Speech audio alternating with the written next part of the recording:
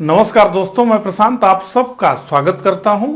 इस लेक्चर में हम डिस्कस करेंगे RO ARO subject wise previous year solved questions papers के तहत इंडियन पॉलिटी से जुड़े हुए क्वेश्चंस को। तो इस सीरीज का ये मेरा दूसरा लेक्चर है। इस सीरीज का पहला लेक्चर ऑलरेडी इस चैनल पे अपलोड किया जा चुका है, जिसे अगर अभी तक आपने ना देखा हो तो आप इस चैनल पर जाकर के उसे देख सकते हैं। तो इस सीरीज में हम सब्जेक्ट वाइज जो आरओ एआरओ में प्रश्न पूछे गए हैं 2001 से लेकर के अब तक, तो कुल 16-17 पेपर्स में जो इंडियन पॉलिटी से प्रश्न पूछे गए हैं उन्हें हम एक क्रम से देख रहे हैं। पहला पार्ट ऑलरेडी अपलोड किया जा चुका है, ये जो है हमारा दूसरा पार्ट है।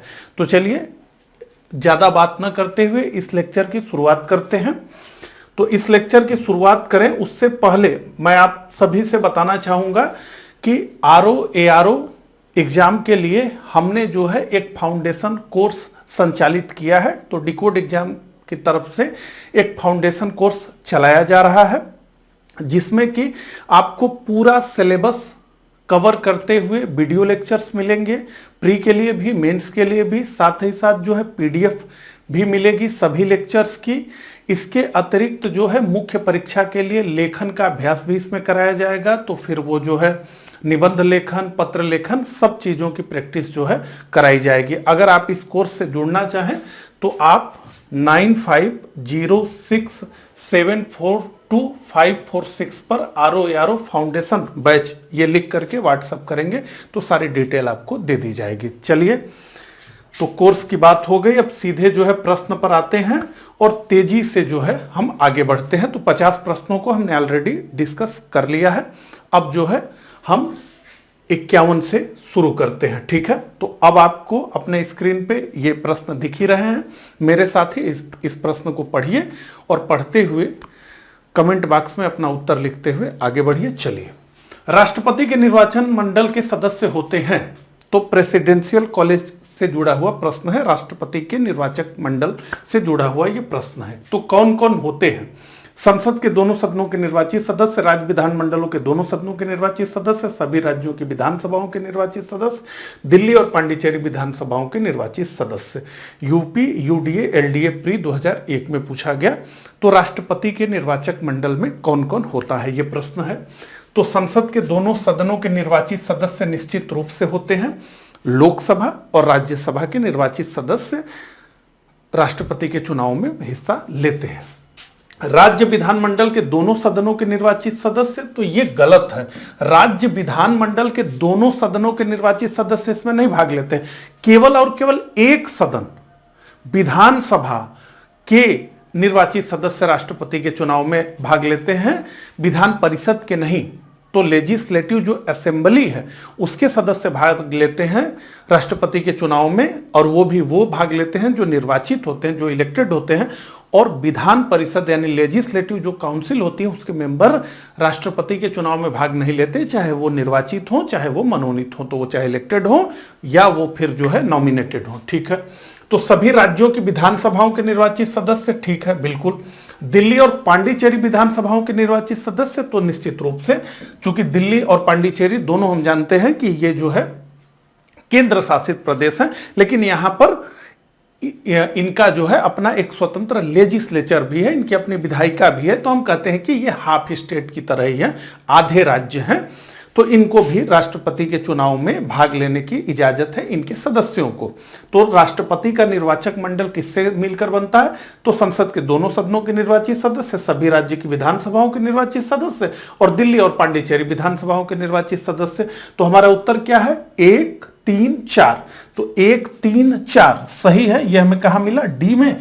तो हमारा जो 51 का उत्तर है वो है डी, ठीक है। यहां पर और स्पष्ट दिया गया है कि कौन कौन इसमें भाग नहीं लेते हैं। तो संसद के दोनों सदनों तथा राज्य विधानसभाओं के मनोनीत सदस्य इसमें भाग नहीं लेते हैं, ठीक है।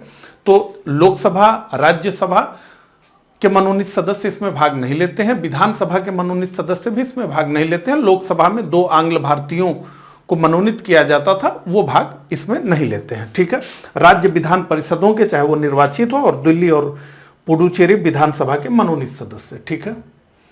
अगला प्रश्न, भारतीय संविधान के 17वें संशोधन द्वारा भारत के राष्ट्रपति के चुनाव में जिन 2 केंद्र शासित प्रदेशों को भाग लेने का अधिकार दिया गया वे हैं, तो देखिए दिल्ली तथा चंडीगढ़, दिल्ली तथा पुडुचेरी, दिल्ली तथा दमन और दीव, चंडीगढ़ तथा पुडुचेरी। तो निश्चित रूप से दिल्ली तथा पुडुचेरी। तो 17वें संविधान संशोधन 1952 के द्वारा 92 के द्वारा दिल्ली और पुडुचेरी के भी जो विधानसभा के निर्वाचित सदस्य हैं उनको कहा गया कि आप राष्ट्रपति के निर्वाचक मंडल में आपको भी स्थान मिलेगा, आप भी राष्ट्रपति चुनाव में भाग लेंगे। तो ये 17वें संविधान संशोधन से किया गया, दिल्ली और पुडुचेरी के लिए किया गया, क्योंकि यहां पर क्या है कि इनकी अपनी विधानसभा भी है। अगला, भारत के किस राष्ट्रपति को मिसाइल मैन की संज्ञा दी जाती है?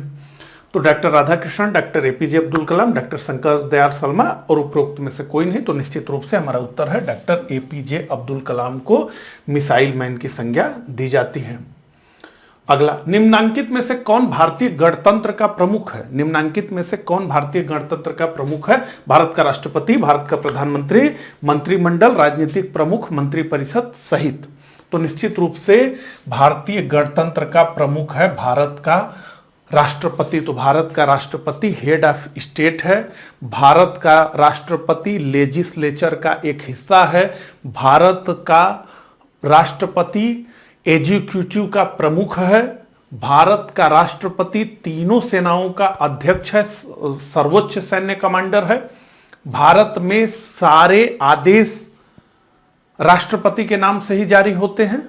तो कुल मिलाकर के सबसे मजबूत स्थिति है। हालांकि ये कहने के लिए सारी स्थिति है, सारी अधिकारिता जो है भारत के प्रधानमंत्री के हाथों में है, यानी मंत्रिपरिषद के हाथों में है, जिसका नेतृत्व प्रधानमंत्री करता है। ठीक है, लेकिन गणतंत्र का प्रमुख तो भारत का राष्ट्रपति ही है।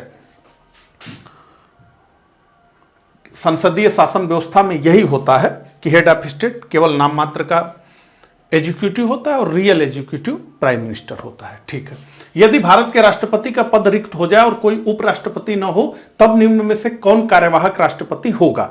ये आरओ प्री 2014 में पूछा गया।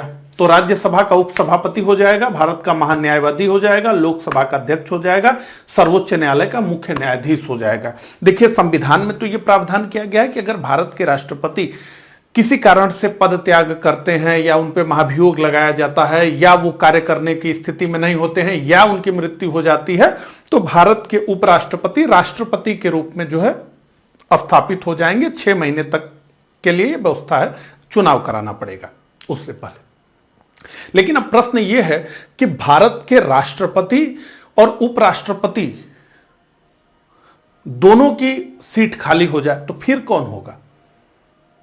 तो फिर संविधान में व्यवस्था की गई है कि सर्वोच्च न्यायालय का मुख्य न्यायाधीश भारत का राष्ट्रपति हो जाएगा, कार्यवाहक राष्ट्रपति।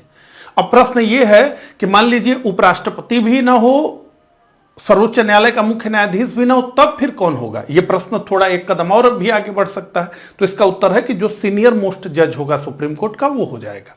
इसी तरह से यह लेगेसी आगे बढ़ेगी। ठीक है, तो डी हमारा उत्तर है, सर्वोच्च न्यायालय का मुख्य न्यायाधीश। अगला, अब नीचे 2 वक्तव्य दिए गए हैं, एक को कथन ए कहा गया है जबकि दूसरे को कारण आर कहा गया है। तो कथन ए का है क्या है? कोई व्यक्ति उपराष्ट्रपति निर्वाचित होने का पात्र तभी होगा जब वह राज्यसभा का सदस्य होने के लिए अर्हित है, यानी राज्यसभा का सदस्य होने की योग्यता उसके पास है। उपराष्ट्रपति राज्यसभा का पदेन सभापति होता है। तो एक्स ऑफिसियो जो है राज्यसभा का जो है यह पदेन सभापति होता है, एक्स ऑफिसियो चेयरमैन। ठीक है, तो देखिए कोई व्यक्ति उपराष्ट्रपति निर्वाचित होने का पात्र तभी होगा जब वो राज्यसभा सदस्य होने की योग्यता रखता हो, ये बात सत्य है।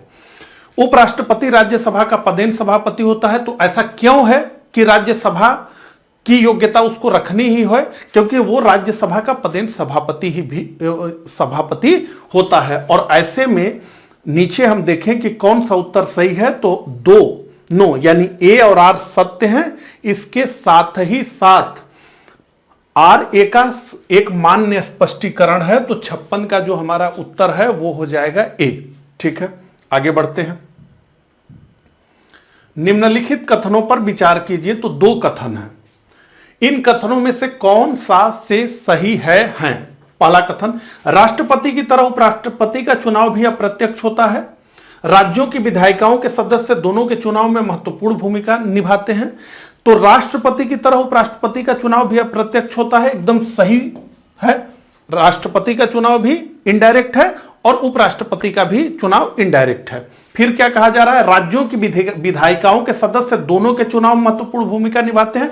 तो दोनों के चुनाव में राज्य विधायिकाओं के सदस्य यानी एमएलए जो है वो नहीं भाग लेते हैं, वो केवल राष्ट्रपति के निर्वाचन में भाग लेते हैं, क्योंकि यह कहा जाता है कि राष्ट्रपति जो है संघ का प्रमुख है, राष्ट्र की एकता अखंडता सुदृढ़ता का वो परिचायक है, तो उसमें राज्यों की भी भूमिका होनी चाहिए। लेकिन उपराष्ट्रपति के लिए ऐसा नहीं, उपराष्ट्रपति को तो संसद के दोनों सदनों के सदस्य जो है चुनते हैं, तो राज्य विधायिकाओं का कोई रोल उपराष्ट्रपति के निर्वाचन में नहीं है। तो यह सेंटेंस गलत है। तो ऐसे में केवल एक सेंटेंस सही है। तो 57 का जो हमारा उत्तर है वो है ए, यानी केवल एक। तो यूपी आरओ मेंस 2016 में यह प्रश्न पूछा गया। अगला 58, भारत का उपराष्ट्रपति भारत का द्वितीय उच्चतम प्रतिष्ठित पदाधिकारी है। तो निश्चित रूप से है। उपराष्ट्रपति के पास पद से संबद्ध कोई औपचारिक कार्य दायित्व नहीं है। तो बिल्कुल नहीं है, क्योंकि उपराष्ट्रपति के रूप में उपराष्ट्रपति के पास कोई कार्य नहीं है, बल्कि उसके पास जो कार्य है वो राज्यसभा के पदेन सभापति के रूप में है। तो वो राज्यसभा की कार्यवाहियों को संचालित करता है। उपराष्ट्रपति के रूप में उसका कार्य तभी है जब राष्ट्रपति हट जाए, तो वो फिर उसके जगह पर जाके कार्यवाहक राष्ट्रपति बन जाए। राष्ट्रपति की अनुपस्थिति में उसके कार्यों का निर्वहन करता है, निश्चित रूप से करता है। राष्ट्रपति की पद त्याग, अपदस्थीकरण अथवा मृत्यु के चलते राष्ट्रपति के रूप में कार्य करता है, निश्चित रूप से करता है। तो सही उत्तर चुनिए कूट से। तो सभी चारों सही है, इसका उत्तर है डी। ठीक है, आगे बढ़ते हैं। भारतीय संविधान के निम्नलिखित प्रावधानों में से कौन सा प्रावधान मंत्री परिषद की नियुक्ति तथा पदच्युति को विवेचित करता है? तो अब फिर से जो है अनुच्छेद से जुड़ा हुआ प्रश्न है, इसीलिए मैंने जो है बार बार आपको बताया है कि अनुच्छेद जो है बहुत महत्वपूर्ण है, इनसे जो है प्रश्न निश्चित रूप से पूछा जाता है। ठीक है, तो अनुच्छेद 70, अनुच्छेद 72, अनुच्छेद 74, अनुच्छेद 75। तो निश्चित रूप से इसका उत्तर है डी, अनुच्छेद 75। तो 59 का जो हमारा उत्तर है वो है डी, अनुच्छेद 75। अगला, भारतीय संविधान के संदर्भ में निम्नलिखित कथनों पर विचार कीजिए। संघ मंत्री परिषद यानी संघीय मंत्री परिषद लोकसभा के प्रति सामूहिक रूप से उत्तरदायी होगी। संघ के मंत्री प्रधानमंत्री के प्रसाद पर्यंत अपना पद धारण करेंगे। तो पहला सेंटेंस क्या है? संघ मंत्री परिषद लोकसभा के प्रति सामूहिक रूप से उत्तरदायी होगी। तो निश्चित रूप से संघीय मंत्री परिषद लोकसभा के प्रति उत्तरदायी होती है। इसका मतलब यह है कि संघीय मंत्री परिषद का अस्तित्व तभी तक है जब तक कि उसे लोकसभा में बहुमत प्राप्त है। जैसे ही लोकसभा में उसका बहुमत जाएगा, उसका अस्तित्व समाप्त हो जाएगा, यानी सरकार गिर जाएगी। संघ के मंत्री प्रधानमंत्री के प्रसाद पर्यंत अपने आप पद धारण करेंगे? नहीं, संघ के मंत्री प्रधानमंत्री के प्रसाद पर्यंत अपना पद नहीं धारण करेंगे, बल्कि संघ के मंत्री भारत के राष्ट्रपति के प्रसाद पर्यंत अपने पद को धारण करेंगे। और यह बात बताया गया है अनुच्छेद 75(2) में। और अनुच्छेद 75(3) यह कहता है कि लोकसभा के प्रति उत्तरदायी होंगे संघ के मंत्री। तो क्या कह रहा है ऑप्शन? केवल एक सही है। तो निश्चित रूप से केवल एक सही है। तो 60 का जो हमारा उत्तर है वो है ए। आगे बढ़ते हैं। भारत का प्रधानमंत्री बनाने के लिए न्यूनतम आयु कितनी होनी चाहिए? तो भारत का प्रधानमंत्री बनने के लिए कितनी न्यूनतम आयु होनी चाहिए? 21 वर्ष, 25 वर्ष, 30 वर्ष, 35 वर्ष। तो ए बी सी डी में से हमारा उत्तर है निश्चित रूप से 25 वर्ष। अब देखिए, जैसा कि हम जानते हैं कि प्रधानमंत्री का चुनाव किस प्रकार से होता है, तो लोकसभा के सदस्य अपने में से जो है प्रधानमंत्री का चुनाव करते हैं। हालांकि यह जरूरी नहीं है, प्रधानमंत्री राज्यसभा का भी मेंबर हो सकता है और प्रधानमंत्री जो है कोई ऐसा भी व्यक्ति हो सकता है जो दोनों हाउसेस का मेंबर नहीं है। शर्त यह है कि जैसे ही उसे प्रधानमंत्री चुना जाएगा, उसे या तो राज्यसभा या तो लोकसभा का सदस्य होना होगा। तो इसके लिए जो है 25 वर्ष की आयु का प्रावधान किया गया है। ठीक है, निम्नलिखित में से कौन एक से अधिक बार प्रधानमंत्री नियुक्त हुए हैं? तो कौन एक से अधिक बार भारत के प्रधानमंत्री बने हैं, यह प्रश्न है। जवाहरलाल नेहरू, इंदिरा गांधी, गुलजारीलाल नंदा, अटल बिहारी वाजपेयी। तो देखिए, जवाहरलाल नेहरू तो अंतरिम सरकार से ही देश के प्रमुख के रूप में कार्य कर रहे थे।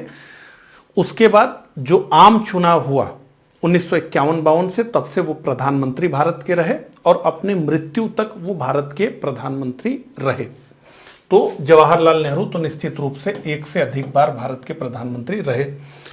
इंदिरा गांधी 1966 से में पहली बार प्रधानमंत्री बनी और इमरजेंसी के बाद चुनाव जो हुआ उसमें उनको हार मिली, लेकिन उसके बाद 1980 के चुनाव में उन्होंने जो है ऐतिहासिक विजय दर्ज की और अपने मृत्यु तक वो भी भारत के प्रधानमंत्री रही। तो 2 बार ये भी रही। गुलजारीलाल नंदा भारत के 2 बार कार्यवाहक प्रधानमंत्री रहे हैं। तो ये सीधे सीधे तो प्रधानमंत्री नहीं रहे, लेकिन कार्यवाहक प्रधानमंत्री रहे। पहली बार जब पंडित जवाहरलाल नेहरू की मृत्यु हुई तो मई से लेकर जून 1964 के दौरान, और दूसरी बार जब लाल बहादुर शास्त्री की मृत्यु हुई तो 11 जनवरी से 24 जनवरी 1966 के दौरान। तो ये भी 2 बार रहे। अटल बिहारी वाजपेयी पहली बार 1996 में प्रधानमंत्री बने, उसके बाद 1998 में प्रधानमंत्री बने और प्रधानमंत्री रहते ही ये चुनाव में भी गए 1999 के, और फाइनली जो है 2004 तक भारत के प्रधानमंत्री रहे। तो ये चारों के चारों लोग एक से अधिक बार भारत के प्रधानमंत्री रह चुके हैं, इसलिए उपरोक्त सभी। तो हमारा उत्तर है डी। आगे बढ़ते हैं। निम्नलिखित में से किन्होंने अपने राजनीतिक जीवन में भारत के प्रधानमंत्री का पद एक से अधिक समयांतर के बाद सुशोभित किया? तो अब ये समयांतर पूछा जा रहा है कि कोई भारत का एक बार प्रधानमंत्री बन गया, उसके बाद वो हट गया, कोई दूसरा व्यक्ति बन गया, पुनः वही व्यक्ति फिर भारत का प्रधानमंत्री बन गया, यानी समयांतर के बाद बना हो, ये जो है प्रश्न है। ठीक है, तो ऑप्शन हमारे पास 5 है। जवाहरलाल नेहरू, लाल बहादुर शास्त्री, गुलजारीलाल नंदा, इंदिरा गांधी, अटल बिहारी वाजपेयी। तो जवाहरलाल नेहरू तो एक बार बन गए और उसके बाद अपने मृत्यु के पश्चात ही वो भारत के प्रधानमंत्री के पद से हटे। तो इनका समयांतर नहीं हुआ, एक बार से सीधे जो है अपने मृत्यु तक।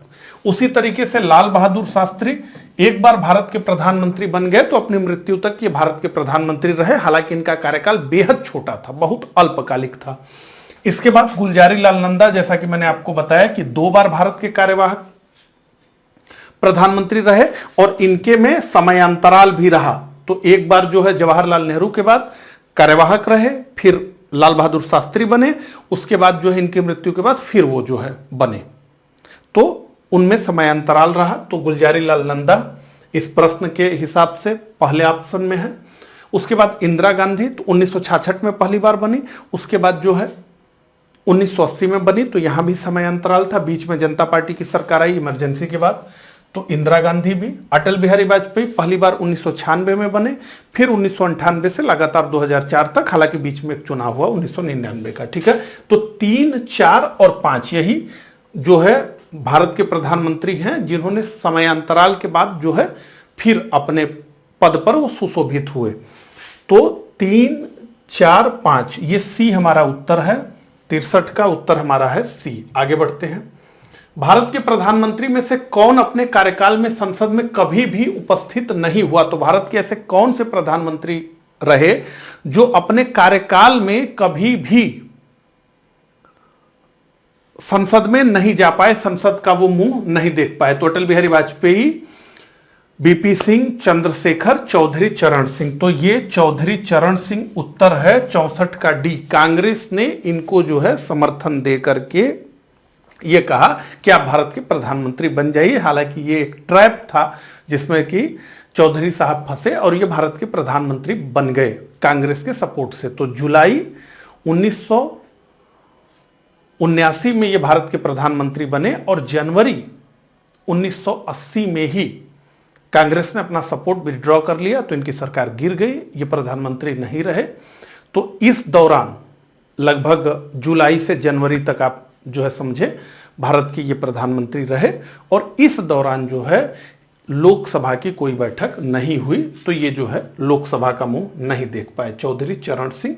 64 का उत्तर है डी। अगला, भारत के नियंत्रक एवं महालेखा परीक्षक की नियुक्ति की जाती है, किसके द्वारा नियुक्त होते हैं? राष्ट्रपति द्वारा, लोकसभा अध्यक्ष, योजना आयोग के अध्यक्ष, वित्त मंत्री।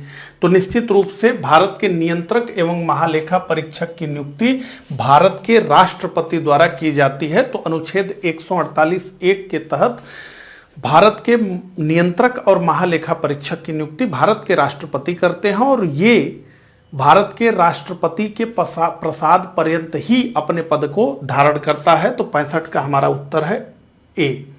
आगे बढ़ते हैं। 66, भारत के सीएजी नियंत्रक एवं महालेखा परीक्षक कार्य क्या करते हैं? तो पहले नियुक्ति कौन करता है, अब इनके कार्य के बारे में पूछा जा रहा है। नागरिक स्वतंत्रता के संरक्षक के रूप में ये कार्य करते हैं, लोक वित्त के संरक्षक के रूप में, सरकार के मुख्य वित्तीय सलाहकार के रूप में, उपरोक्त सभी के संरक्षक के रूप में। तो निश्चित रूप से भारत के सीएजी लोक वित्त के संरक्षक के रूप में कार्य करते हैं। तो भारत के सीएजी भारत के कैग को सरकार की लेखाओं की जांच करने की अधिकारिता दी गई है, और डॉक्टर भीमराव अंबेडकर ने कहा कि संवैधानिक व्यवस्था के अधीन जितने अधिकारी हैं उसमें सर्वाधिक महत्वपूर्ण अधिकारी नियंत्रक और महालेखा परीक्षक हैं। तो कंप्ट्रोलर एंड ऑडिटर जनरल सर्वाधिक महत्वपूर्ण अधिकारी हैं, ऐसा डॉक्टर भीमराव अंबेडकर ने कहा।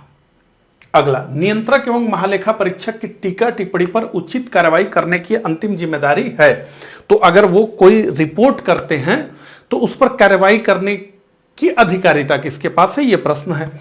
भारत के राष्ट्रपति की, सर्वोच्च न्यायालय की, संसद की, राष्ट्रीय विकास परिषद की। निश्चित रूप से ये बड़ी ताकत है और इसे केवल और केवल पार्लियामेंट ही एक्सरसाइज कर सकती है। तो नियंत्रक और महालेखा परीक्षक जो अपनी रिपोर्ट प्रस्तुत करते हैं राष्ट्रपति को, उस रिपोर्ट को राष्ट्रपति दोनों सदनों में प्रस्तुत करवाता है, दोनों सदनों के समक्ष रखवाता है, और उस पर जो निर्णय लेने का विषय होता है वो भी जो है संसद के पास ही उसकी अधिकारिता होती है। अगला, निम्नलिखित में से किसे भारत सरकार का प्रथम विधि अधिकारी समझा जाता है? प्रथम विधि अधिकारी भारत के मुख्य न्यायाधीश को, महान्यायभिकर्ता को, महान्यायवादी को, महाधिवक्ता को। तो निश्चित रूप से इसका उत्तर है सी, महान्यायवादी। ठीक है, तो महान्यायवादी 68 का हमारा सी उत्तर है। अब महान्यायवादी से जुड़ा हुआ अगला प्रश्न भी है, आइए देखें। तो भारत के महान्यायवादी अटॉर्नी जनरल के विषय में निम्नलिखित कथनों पर विचार कीजिए। कुल 4 कथन दिए गए हैं। पहला कथन है वो भारत के राष्ट्रपति द्वारा नियुक्त किया जाता है। तो निश्चित रूप से भारत के महान्यायवादी भारत के राष्ट्रपति द्वारा नियुक्त किए जाते हैं, ये सत्य है। उसमें वही योग्यताएं होनी चाहिए जो सर्वोच्च न्यायालय के न्यायाधीश की होती हैं। तो निश्चित रूप से उसमें वही योग्यताएं होनी चाहिए जो सर्वोच्च न्यायालय के न्यायाधीश के लिए आवश्यक है। तीसरा, उसे संसद के किसी भी एक सदन का सदस्य होना चाहिए। तो नहीं, उसे संसद के किसी भी एक सदन का सदस्य नहीं होना चाहिए। संसद द्वारा महाभियोग लगाकर उसे हटाया जा सकता है। तो निश्चित रूप से महाभियोग की कोई जरूरत नहीं है। महान्यायवादी राष्ट्रपति के प्रसाद पर्यंत अपने पद को धारण करते हैं, तो राष्ट्रपति महोदय बड़े आराम से इन्हें हटा देंगे। इसके लिए महाभियोग की प्रक्रिया की जरूरत नहीं है। और तीसरा ऑप्शन कि उसे संसद के किसी भी एक सदन का सदस्य होना चाहिए, तो महान्यायवादी संसद के सदस्य नहीं होता, लेकिन उसे संसद की कार्यवाही में भाग लेने, बोलने की अधिकारिता होती है। हालांकि वो मतदान नहीं कर सकता क्योंकि वो जो है सदन का सदस्य नहीं है। तो 69 का 1 और 2 केवल सही है, 3 और 4 गलत है। तो विषय में कथनों पर विचार कीजिए। तो नीचे कूट से उत्तर है 1 और 2। ए हमारा उत्तर है। 69 का जो हमारा उत्तर है वो है ए। आगे बढ़ते हैं। यहां पर महान्यायवादी से जुड़ा हुआ तथ्य है, यहां पर देखिए लिखा हुआ है, संविधान के अनुच्छेद 76 के तहत भारत में महान्यायवादी के पद का सृजन किया गया है। यह देश का सर्वोच्च विधिक अधिकारी है। यह भारत सरकार को विधिक मामलों पर सलाह देता है। उच्चतम न्यायालय व उच्च न्यायालय में भारत सरकार का प्रतिनिधित्व करता है। अनुच्छेद 76(1) ये कहता है कि इसकी नियुक्ति संघीय मंत्रिपरिषद की सलाह पर राष्ट्रपति द्वारा होगी और राष्ट्रपति के प्रसाद पर्यंत ये अपने पद को धारण करेगा। उच्चतम न्यायालय यानी सर्वोच्च न्यायालय के न्यायाधीश बनने की इसमें योग्यता होनी चाहिए, जो हमने देखा। और अनुच्छेद 76(2) कहता है कि महान्यायवादी का यह कर्तव्य है कि वह राष्ट्रपति द्वारा निर्देशित विषयों पर भारत सरकार को विधिक सलाह दे।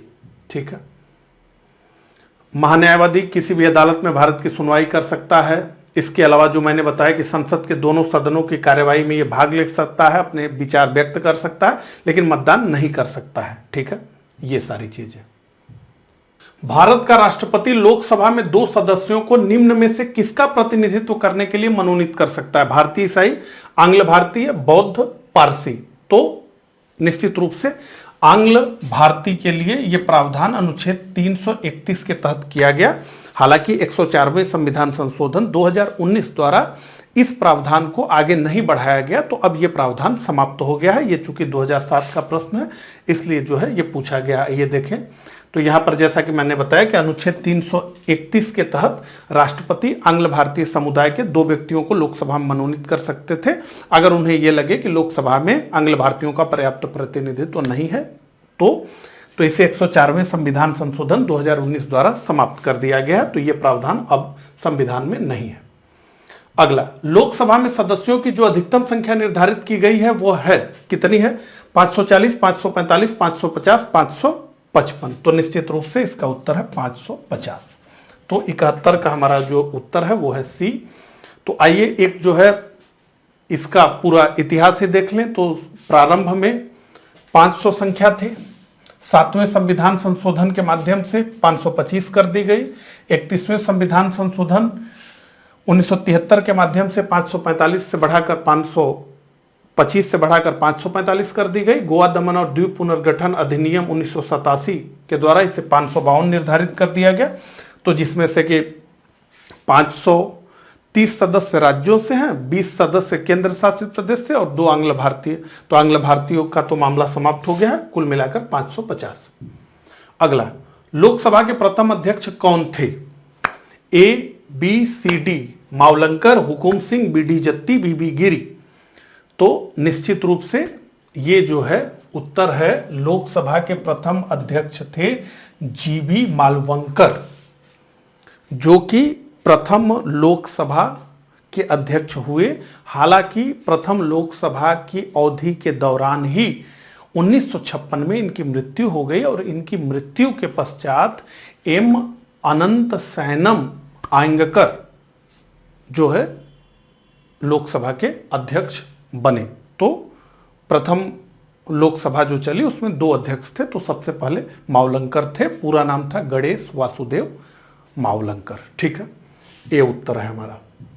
अगला, राष्ट्रपति मनोनीत कर सकता है राज्यसभा में 10 सदस्य, राज्यसभा में 2 सदस्य, राज्यसभा में 15 सदस्य, राज्यसभा में 12 सदस्य। तो यह संविधान में प्रावधान किया गया है कि राष्ट्रपति 12 सदस्यों को राज्यसभा में मनोनीत कर सकता है। उसके लिए आधार क्या बताया गया? तो कहा गया कि समाज सेवा, कला, विज्ञान के क्षेत्र में जो है उत्कृष्ट कार्य जो किया होगा उसको जो है राष्ट्रपति मनोनीत कर लेते हैं। ठीक है, 12 सदस्य ऐसे राज्यसभा में आते हैं। अगला, निम्नलिखित में से किस एक सदन का अध्यक्ष एक गैर सदस्य होता है? लोकसभा, राज्य विधानसभा, राज्यसभा और उपयुक्त में से कोई नहीं, उपरोक्त में से कोई नहीं। तो निम्नलिखित में से किसी एक सदन का अध्यक्ष एक गैर सदस्य होता है, यानी सदस्य तो नहीं है लेकिन अध्यक्ष है। तो ये उत्तर है राज्यसभा। राज्यसभा के पदेन अध्यक्ष होते हैं भारत के उपराष्ट्रपति। तो भारत के उपराष्ट्रपति राज्यसभा के सदस्य नहीं होते बल्कि राज्यसभा के पदेन सभापति होते हैं। तो ये उत्तर हमारा है 74 का सी। तो देखिए यहां पर लिखा हुआ है, उपराष्ट्रपति राज्यसभा का पदेन अध्यक्ष होता है। उसका प्रमुख कार्य क्या है? राज्यसभा की बैठकों की अध्यक्षता करना और उसकी कार्यवाहियों का संचालन करना। राज्यसभा के चुनाव के लिए अपेक्षित न्यूनतम आयु है, तो राज्यसभा के चुनाव के लिए अपेक्षित न्यूनतम आयु कितनी है, यह प्रश्न है। 25 वर्ष, 30 वर्ष, 32 वर्ष, 35 वर्ष। तो राज्यसभा के चुनाव के लिए अपेक्षित न्यूनतम आयु है 30 वर्ष। ठीक है, आगे बढ़ते हैं। राज्यसभा का अध्यक्ष राष्ट्रपति द्वारा नियुक्त किया जाता है, संसद द्वारा चयनित होता है, उपराष्ट्रपति पदेन अध्यक्ष होता है, राज्य परिषद के सदस्यों द्वारा चुना जाता है। तो निश्चित रूप से उपराष्ट्रपति राज्यसभा का पदेन अध्यक्ष होता है, तो इसका कोई चुनाव नहीं होता है। अगला, नीचे दो वक्तव्य दिए गए हैं, एक को कथन ए कहा गया है जबकि दूसरे को कारण आर कहा गया है। राज्यसभा का विघटन नहीं होता, तो राज्यसभा कभी डिजॉल्व नहीं होती। उसके यथासंभव 1/3 सदस्य हर दूसरे वर्ष सेवानिवृत्त हो जाते हैं। तो देखिए, राज्यसभा का विघटन नहीं होता है, यह सच्चाई है। और विघटन क्यों नहीं होता है? क्योंकि उसके प्रत्येक सदस्य जो है 1/3 सदस्य प्रत्येक 2 वर्ष पर रिटायर होते हैं और नए सदस्य आते हैं। और राज्यसभा के सदस्यों का कार्यकाल इसीलिए 6 वर्ष रखा गया है। और हर दूसरे वर्ष जो है 1/3 सदस्य जो है रिटायर हो जाते हैं, नए सदस्य आ जाते हैं। तो इसलिए राज्यसभा एक अस्थायी सदन है। लोकसभा स्थायी सदन नहीं, राज्यसभा स्थायी सदन है, इसका कभी विघटन नहीं होता। तो राज्यसभा का विघटन नहीं होता है, उसके 1/3 सदस्य हर दूसरे वर्ष सेवानिवृत्त हो जाते हैं। तो उपरोक्त वक्तव्यों के परिप्रेक्ष्य में उत्तर देना है। तो उत्तर है दोनों ए और आर सत्य है तथा आर ए का मान्य स्पष्टीकरण है। आगे बढ़ते हैं। नीचे 2 वक्तव्य दिए गए हैं, एक को कथन ए कहा गया है जबकि दूसरे को कारण आर कहा गया है। कथन एक क्या है? सूचना का अधिकार अधिनियम साधारणतः नौकरशाही में उत्तरदायित्व का मनोभाव बढ़ाने के लिए जिम्मेदार रहा है। तो निश्चित रूप से अब आपको सारी सूचना शेयर करनी पड़ेगी लोगों से, तो उत्तरदायित्व का भाव तो आएगा, दबाव तो पड़ेगा ही। अच्छा, कारण इसे वांछित प्रभाव उत्पन्न करने के लिए भी मीलों तक यात्रा करनी है। तो ये एक दार्शनिक वाक्य है कि कहीं पर भी फिट हो जाएगा, बोलना है केवल। किसी भी चीज को ऐसे बोल सकते हैं आप कि इसे वांछित प्रभाव उत्पन्न करने के लिए भी मीलों की यात्रा करनी है, तो निश्चित रूप से करनी है। तो दोनों ए और आर सत्य है, परंतु आर ए का मान्य स्पष्टीकरण नहीं है। तो सत्य तो दोनों सेंटेंस है, लेकिन कथन ए और कारण आर का अपना स्पष्टीकरण नहीं है। ठीक है, अगला, निम्नलिखित में से कौन सा विषय धन विधेयक के उपबंध में सम्मिलित नहीं किया गया है? तो मनी बिल की बात हो रही है।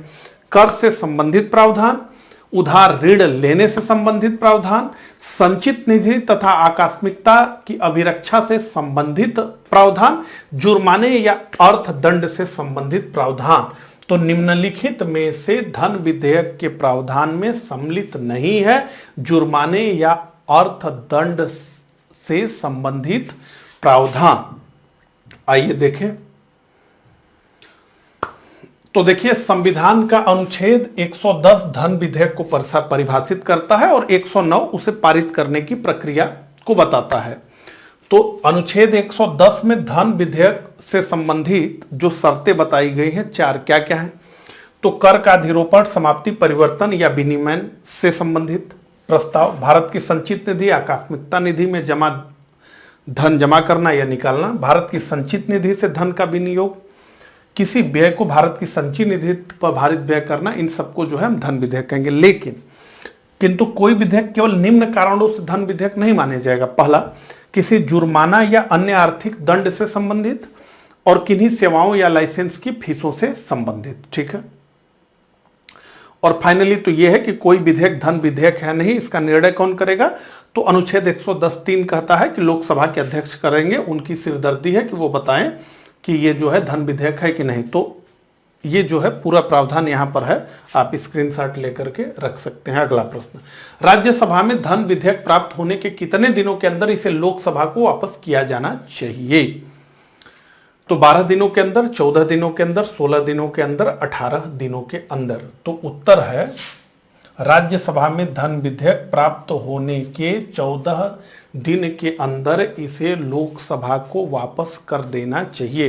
तो धन विधेयक के संबंध में, मनी बिल के संबंध में लोकसभा के पास विशेष शक्ति है। ठीक है, अगले प्रश्न पर आते हैं। वित्त विधेयक को प्रस्तुत करने के विषय में निम्नलिखित में से कौन सा कथन सही है? वित्त विधेयक राज्यसभा में प्रस्तुत होता है, यह संसद के किसी भी सदन में प्रस्तुत किया जा सकता है, यह लोकसभा में प्रस्तुत नहीं किया जा सकता, यह लोकसभा में प्रस्तुत किया जा सकता है। तो देखिए ये तो हिंदी है, लेकिन इसके इंग्लिश के ट्रांसलेशन में मनी बिल शब्द का प्रयोग हुआ है। ठीक है, मनी बिल का यानी धन विधेयक का प्रयोग हुआ है, लेकिन यहां पर हिंदी में वित्त विधेयक लिखा है। ठीक है, तो ऐसे में अगर हम मनी बिल की बात करें तो वो जो है केवल लोकसभा में जो है प्रस्तुत किया जा सकता है, लेकिन वित्त विधेयक तो दो प्रकार के हैं। इस तरह का प्रश्न उससे नहीं बन सकता है। आइए आपको दिखाएं, डी हमारा उत्तर है इसका।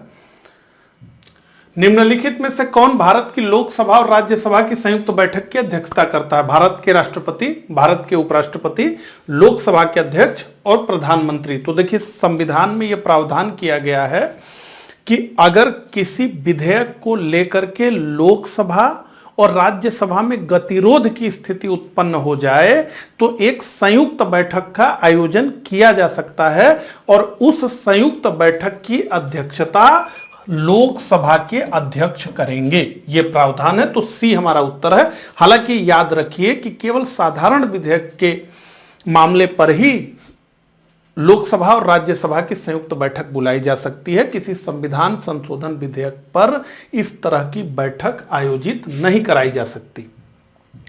अगला, भारत में संसद की लोक लेखा समिति के अध्यक्ष की नियुक्ति की जाती है।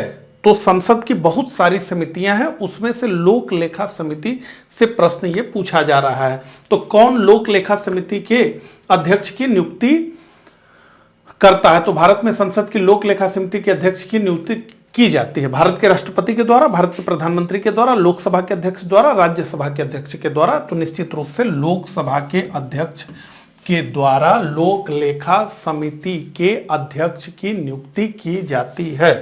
तो यहां आप देखें लोक लेखा समिति के बारे में जो है पूरा डिटेल दिया गया है। इसमें कुल 22 सदस्य होते हैं, जिसमें से कि 15 सदस्य तो लोकसभा से होते हैं और 7 सदस्य राज्यसभा से होते हैं। तो इससे जुड़े हुए अन्य महत्वपूर्ण जो है तथ्य यहाँ पे दिए गए हैं, आप इसे पढ़ सकते हैं। हम आगे बढ़ते हैं। लोक लेखा समिति में निम्नलिखित सदस्य होते हैं। तो कौन, कितने सदस्य हैं?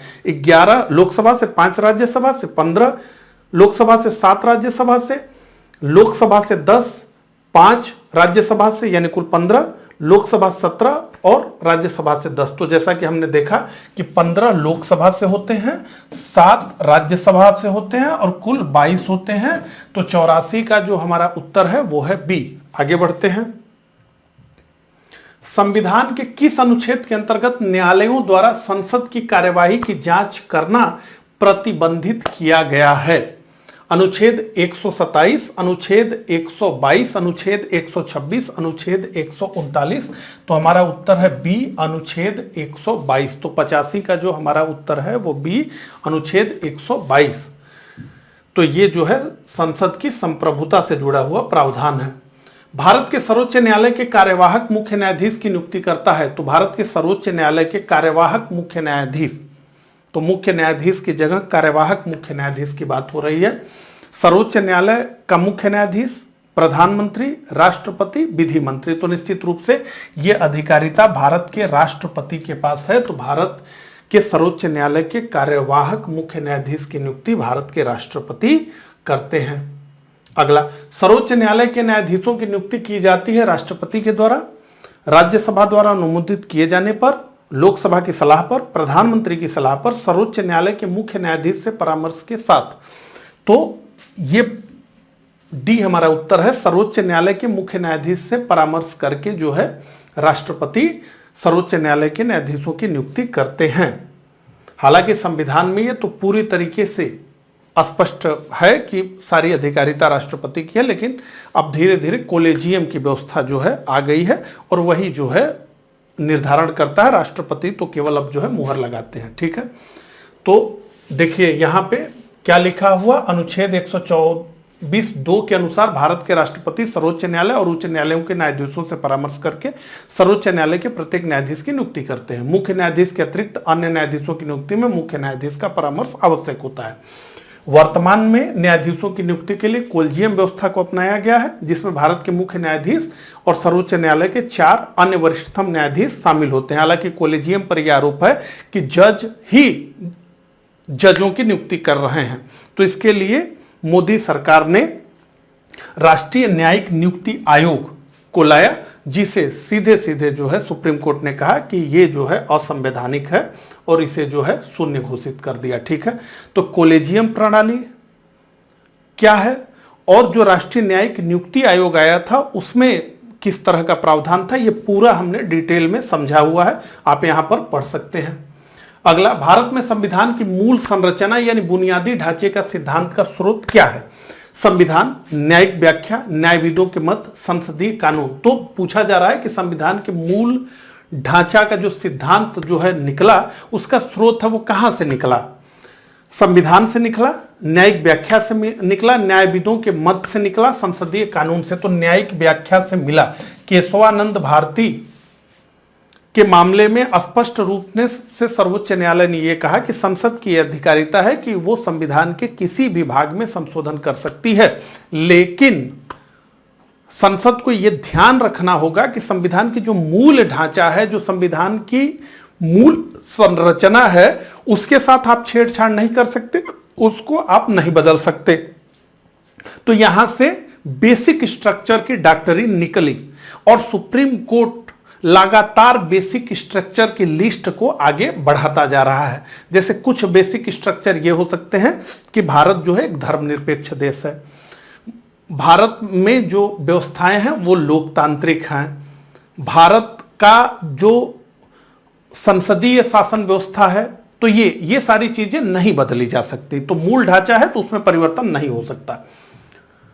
अगला, भारत में न्यायिक सक्रियता संबंधित है, तो जुडिशियल एक्टिविज्म, प्रतिबद्ध न्यायपालिका से, जनहित याचिका से, न्यायिक पुनर्विलोकन से, न्यायिक स्वतंत्रता से। तो प्रतिबद्ध न्यायपालिका से, जनहित याचिका, इसका बी हमारा उत्तर है, हालांकि सी भी है, अभी बात करते हैं। तो जनहित याचिका PIL, पब्लिक इंटरेस्ट लिटिगेशंस, तो PIL के माध्यम से लोगों ने जनहित के विषयों को उठाना शुरू किया और उस पर जो है निर्णय आने लगा,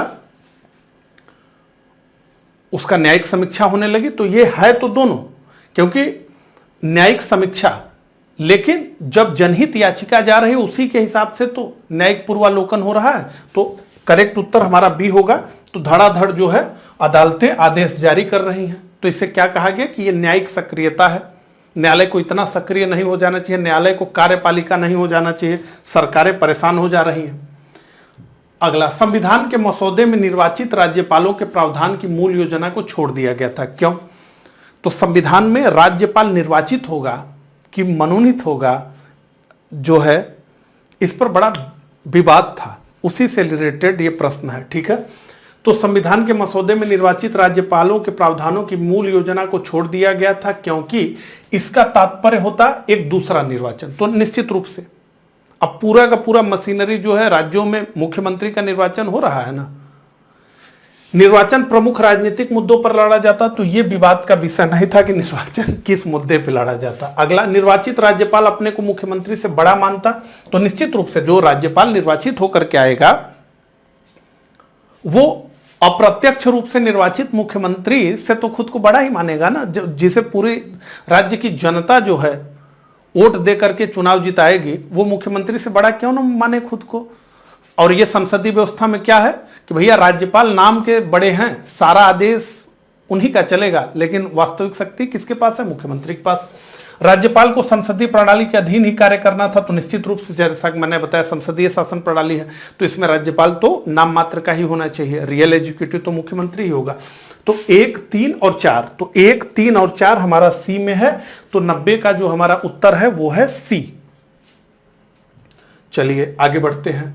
किसी राज्य के राज्यपाल संविधान के निम्नलिखित में से किस अनुच्छेद के अंतर्गत विधानमंडल के अवकाश के दौरान अध्यादेश जारी कर सकते हैं? तो जिस प्रकार भारत के राष्ट्रपति को अनुच्छेद 123 के तहत अध्यादेश जारी करने की शक्ति प्राप्त है, उसी तरह राज्यों में राज्यपाल को भी अध्यादेश जारी करने की यानी ऑर्डिनेंस जारी करने की शक्ति प्रदान की गई है। और ये ऑर्डिनेंस राज्यपाल अनुच्छेद 213 के तहत जारी करते हैं। तो 91 का हमारा उत्तर है बी। चलिए आगे बढ़ते हैं। तो यहां विधायी शक्ति है ना, लेजिस्लेटिव, ये राज्यपाल की ही है। तो अनुच्छेद 213 राज्यपाल को अध्यादेश जारी करने की शक्ति प्रदान करता है और यह अध्यादेश विधानमंडल की बैठक प्रारंभ होने के 6 सप्ताह के पश्चात लागू नहीं रहता। अगला, किस राज्य विधानसभा की सर्वाधिक सदस्य संख्या है? तो किस राज्य विधानसभा की संख्या सर्वाधिक है? आंध्र प्रदेश, पश्चिम बंगाल, महाराष्ट्र, उत्तर प्रदेश। तो हम जानते हैं कि भारत में सर्वाधिक जनसंख्या उत्तर प्रदेश की है और यहां सर्वाधिक विधानसभा के सदस्य हैं। कुल संख्या इनकी है 403। अब आपको उत्तर देना है कमेंट बॉक्स में कि उत्तर प्रदेश के बाद किस जो है राज्य का स्थान है। अगला, भारतीय संविधान के अनुच्छेद 170 के अनुसार किसी राज्य की विधानसभा के सदस्यों की न्यूनतम तथा अधिकतम संख्या क्रमशः हो सकती है।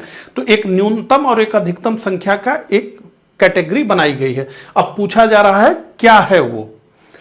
40, 400, 50, 450, 50, 500, 60, 500। तो निश्चित रूप से 60, 500, अधिकतम 500 हो सकती है संख्या, न्यूनतम 60 हो सकती है। हालांकि इसके जो है कुछ राज्य अपवाद हैं।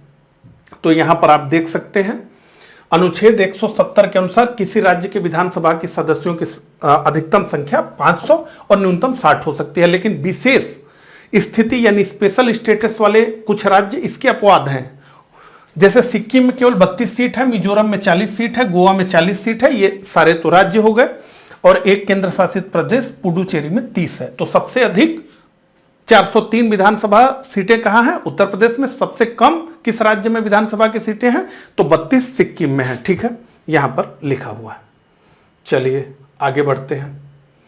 किसी राज्य के मुख्यमंत्री से संबंधित निम्नलिखित कथनों में से कौन सा एक सही नहीं है? मुख्यमंत्री राज्यपाल द्वारा नियुक्त किए जाते हैं। सामान्यतः मुख्यमंत्री मंत्रिपरिषद के बैठकों की अध्यक्षता करते हैं। राज्यपाल मुख्यमंत्री की सलाह पर अपने समस्त कृत्यों का प्रयोग करते हैं। मंत्रियों की नियुक्ति राज्यपाल मुख्यमंत्री की सलाह पर करते हैं। तो पहला सेंटेंस मुख्यमंत्री राज्यपाल द्वारा नियुक्त किए जाते हैं, बिल्कुल सही। हालांकि यह नियुक्ति औपचारिक है। सामान्यतः मुख्यमंत्री मंत्रिपरिषद के बैठकों की अध्यक्षता करता है। तो निश्चित रूप से मंत्रिपरिषद का अध्यक्ष मुख्यमंत्री ही है। राज्यपाल मुख्यमंत्री की सलाह पर अपने समस्त कृत्यों का प्रयोग करते हैं। निश्चित रूप से ये गलत है। समस्त कृत्यों का प्रयोग जो है अपने समस्त कार्य मुख्यमंत्री की सलाह पर ही राज्यपाल नहीं करते हैं, बल्कि राज्यपाल को विवेकीय शक्तियां भी दी गई हैं। वहां अपने विवेक के का प्रयोग करके ये जो है कार्य करते हैं। तो 94 का जो हमारा उत्तर है वो है सी। ठीक है, आइए देखें राज्यपाल की विवेकीय शक्ति। तो अनुच्छेद 163(1) के तहत राज्यपाल को कुछ विवेकीय शक्तियां प्राप्त है जिसका प्रयोग वह बिना मंत्रिपरिषद की सलाह से करता है। अनुच्छेद 163(2) के अनुसार राज्यपाल द्वारा अपनी विवेकीय शक्ति के अधीन किया गया विनिश्चय अंतिम होगा, जिसे इस आधार पर प्रश्नगत नहीं किया जा सकता कि उसे यह कार्य स्व विवेकानुसार करना चाहिए था या नहीं करना चाहिए था। तो ये विवेकीय शक्तियां की जो है लिस्ट है, आप इसे पढ़ सकते हैं। अगला, मुख्यमंत्री संबंधी निम्नलिखित कथनों में से कौन सा एक सही नहीं है? मुख्यमंत्री संबंधित कथन है क्या? वह साधारणतः राज्यपाल द्वारा चयनित होता है। वह राज्यपाल द्वारा औपचारिक नियुक्ति पाता है। वह विधानसभा में बहुमत दल के सदस्यों द्वारा चुना जाता है। उसका पद पर बना रहना बहुत से कारकों पर निर्भर करता है। तो हम जानते हैं कि मुख्यमंत्री तो वही बनेगा जो राज्य विधानसभा में बहुमत के दल का नेता होगा। राज्यपाल उसकी औपचारिक नियुक्ति करते हैं, लेकिन वह राज्यपाल द्वारा चयनित नहीं होता है। राज्यपाल उसी को जो है बनाएंगे मुख्यमंत्री जिसे विधानसभा में बहुमत प्राप्त है। तो ये चयनित शब्द बी, सी और डी ये सही है, लेकिन जो है 95 का ए सही नहीं है। ठीक है, आगे बढ़ते हैं। निम्नलिखित में से कौन एक राज्य की आकस्मिक निधि की स्थापना के लिए उत्तरदायी है? तो कौन स्थापना करता है? किसी राज्य का विधानमंडल, संसद, राष्ट्रपति। उपरोक्त में से कोई नहीं। तो आसान प्रश्न है, क्योंकि संसद राष्ट्रपति से तो मतलब नहीं है, तो किसी राज्य का विधानमंडल। अगला, धन विधेयक के अतिरिक्त एक विधेयक जो विधानसभा ने प्रथम बार पारित कर दिया हो, विधान परिषद में कितने माह तक पड़ा रह सकता है? तो देखिए कुछ राज्य हैं जहां की लेजिस्लेचर के 2 हाउस हैं, एक असेंबली और एक काउंसिल, तो विधायिका के 2, एक जो है सभा और एक परिषद, ठीक है, 6 ही राज्य हैं। तो ऐसे में विधान परिषद को बहुत अधिक ताकत नहीं दी गई है। तो यही प्रश्न पूछ रहा है कि धन विधेयक के अतिरिक्त, धन विधेयक को छोड़कर और कोई भी विधेयक विधानसभा प्रथम बार पारित अगर कर दे तो विधान परिषद में कितने माह तक पड़ा रह सकता है? तो इसका उत्तर है कि केवल और केवल 3 माह तक पड़ा रह सकता है। तो 3 माह तक ये रोक सकते हैं, ठीक है, ये अधिकारिता है। और धन विधेयक की बात करें तो 14 दिन। अगला, एक ऐसी याचिका जो न्यायपालिका द्वारा जारी की जाती है तथा जिसमें कार्यपालिका से कहा जाता है कि वह ऐसा कार्य करे जो उसे प्रदत्त शक्तियों के अंतर्गत करना चाहिए था, उस रीट याचिका को क्या कहते हैं? Habeas corpus, mandamus, prohibition, quo warranto. तो निश्चित रूप से मेंडमस, जिसका अर्थ होता है परमादेश, हम आदेश देते हैं। तो यहां पर आप देखें तो पूरा जो है 5 रीटों का उल्लेख है। तो बंदी प्रत्यक्षीकरण क्या अर्थ है? मानव शरीर पवित्र है। परमादेश, हम आदेश देते हैं। प्रतिषेध, मना करना। उत्प्रेषण, पूर्णतया सूचित कीजिए। अधिकार परीक्षा, आपका प्राधिकार क्या है? ये। अगला, संविधान के किस अनुच्छेद में केंद्र शासित प्रदेशों के लिए उच्च न्यायालय का प्रावधान किया गया है?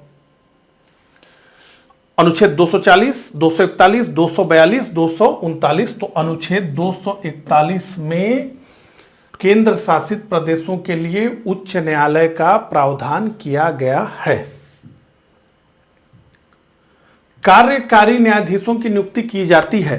तो कार्यकारी न्यायाधीशों की नियुक्ति कहां होती है? उच्चतम न्यायालय में, जिला न्यायालय में, उच्च न्यायालय में, ए और बी दोनों में। तो कार्यकारी न्यायाधीशों की नियुक्ति होती है उच्च न्यायालय में, ठीक है।